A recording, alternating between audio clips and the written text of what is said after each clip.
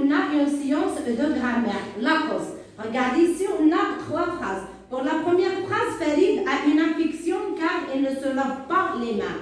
B. Nadia va à l'hôpital parce qu'elle est malade. C.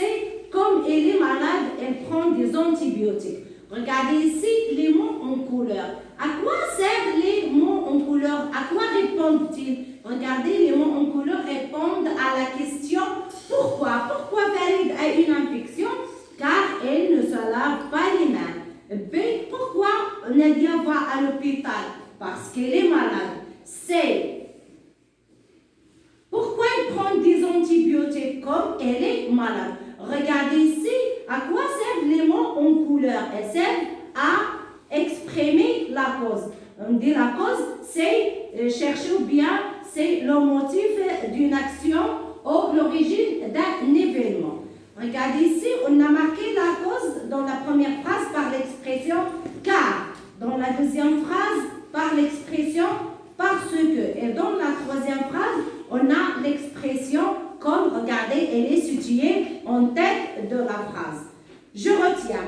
On appelle cause le motif d'une action ou l'origine d'un événement. Pour dégager ou bien pour chercher la cause, on pose la question pourquoi. Pour exprimer la cause, on utilise des expressions suivantes. On a car, parce que, puisque, comme, à cause de, grâce à, et il y a encore par manque de, il y a faute de. Regardez, on va passer à un exercice d'application. J'écris une seule phrase en utilisant l'expression de la cause. A. Elle est hospitalisée, elle est malade. C'est-à-dire ici, je dois utiliser l'expression à cause de. Regardez, à cause de, on l'utilise lorsqu'on a une action défavorable. Et l'expression grâce à, on l'utilise lorsqu'on a une cause positive.